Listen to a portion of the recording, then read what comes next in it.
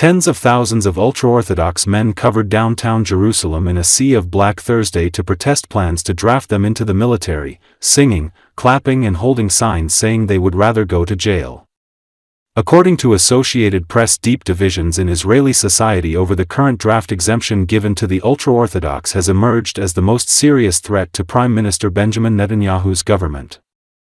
The embattled leader relies on ultra-Orthodox parties to keep his government limping along, but their attempts to pass a law to permanently exempt ultra-Orthodox Israelis from military service could sink his government and spark early elections. Israel shut down the major highway at the entrance to Jerusalem and deployed more than 2,000 officers, as tens of thousands of ultra-Orthodox, known as haredim, thronged the streets. One teenager was killed at the largely peaceful protest after falling from a building under construction next to the protest, police said. The protest largely crippled the city, with roads closed and public transportation halted.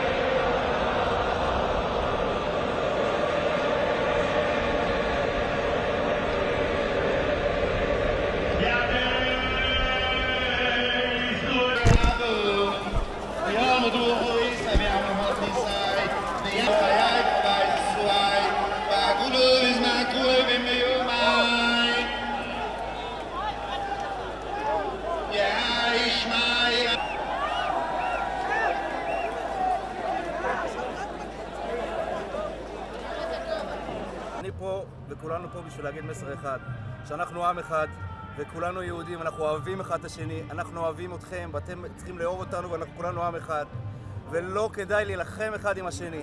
אנחנו כולנו עם התורה, כולנו הבנים של בורא עולם פה בארץ הזאת וכולנו צריכים להיות עם אחד, כולנו משפחה אחת. אל תלכו מולנו בכוח, אנחנו מבקשים, אנחנו אוהבים אתכם, אנחנו לא רוצים שיהיה פה מלחמה חס ושלום, כי אי אפשר ללכת בכוח נגד רוח, כי רוח אי אפשר לנצח, ואנחנו נלך לפי רבותינו, מה שרבותינו אומרים לנו, אבל אנחנו מבקשים שנוכל לחיות כאן באהבה. זה לא עצרת נגד אף אחד, אנחנו לא נגד, אנחנו רק בעד התורה, בעד עם ישראל, בעד ארץ ישראל. לא חרדים ליד, אין מקום, כשיהיה מקום. אצלנו זה תורה, אם אתה אומר, תורה שבכתב, יש תורה שבעל פה, תורה שבכתב. And I'm here today on behalf of all the reservists, all the soldiers, all the people who were injured in this war, all the families who lost their beloveds, to tell my brothers, the haredim, join us. There is no contradiction between serving in the army and serving the Torah and studying Torah. No contradiction at all. You can be part of Israel, part of the Zionist state, and still study Torah. And you are here saying that you are not part of it. You are saying that you will prefer to die and not to serve in the Israeli army. And I'm telling you, don't do it. Change the direction on behalf and for Israel, for our future. You can do better. We can be together united.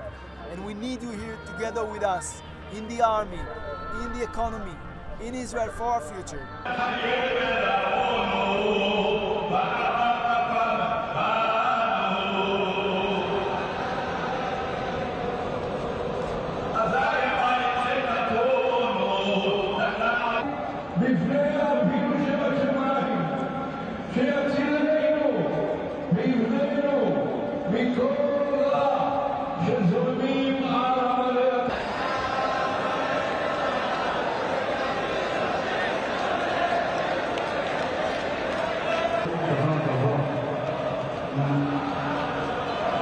להמתין ולרדת בזהירות. לרדת, לעצור, להיות במקום בטיחות ולא להגיע למצב של סכנה. כל אלה שנמצאים במצב שהם חוששים, שישארו לעמוד במצב פתוח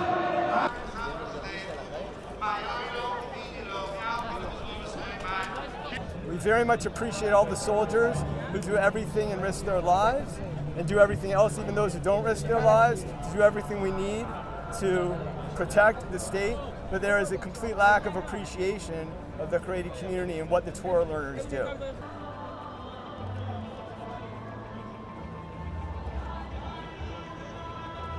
Das ist seine frische Mikibol.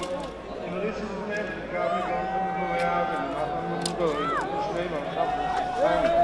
Wenn der immer versucht hat, ist, und ich weiß, wenn er nach Hause kommt, dann ist er zurück. Wenn er das ist,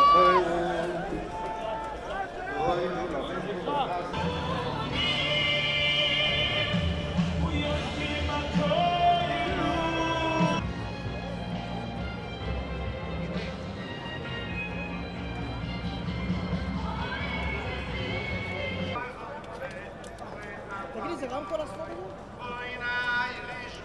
לא תופס חיים. President Donald Trump appeared to suggest Thursday that the U.S. will resume testing nuclear weapons for the first time in 3 decades, saying it would be on an equal basis with Russia and China. According to Associated Press, the Kremlin pointed out that a global ban on nuclear tests has remained in place, but warned that if any country resumes nuclear testing, Russia would follow suit. Russian President Vladimir Putin this week announced that Russia tested a new atomic-powered and nuclear-capable underwater drone and a new nuclear-powered cruise missile. Putin did not announce any tests of Russia's nuclear weapons, however, which last occurred in 1990. There was no indication the U.S. would start detonating warheads, but Trump offered few details about what seemed to be a significant shift in U.S. policy.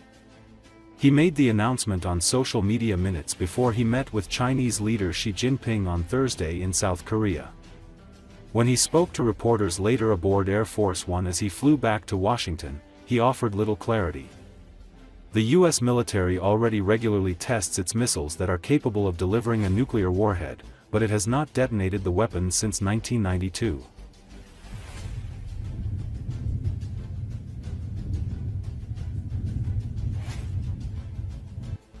U.S. President Donald Trump's comment that America could start testing nuclear weapons again could have ended decades of American policy. America last tested a nuclear bomb back in 1992, and it stopped in part because of the nuclear weapons testing ban that went worldwide, and it saw basically every nuclear power stop its testing. Now, in the time since that ban went into place, we have seen nuclear tests by North Korea, India, and Pakistan. However, broadly speaking, the major powers had halted their tests.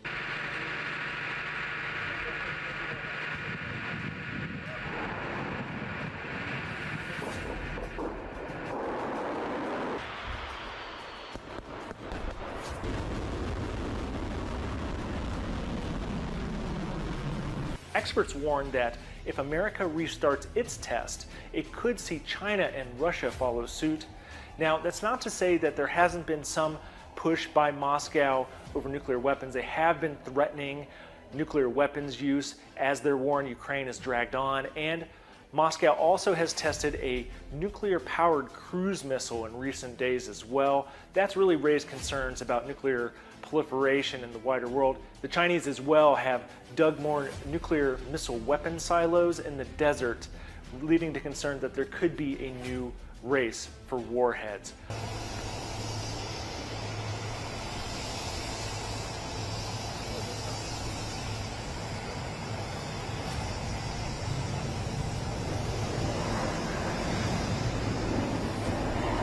Trump's comments really didn't dig into sort of who would do this, how this would be done, or any of those details. And already the Department of Energy has warned in the past that it would take a real monumental effort to restart testing at its facility out in Nevada, north of Las Vegas. So it remains unclear just sort of how this will move forward, but Trump's comments alone are really concerning to nuclear experts, and it remains to be seen what will happen next.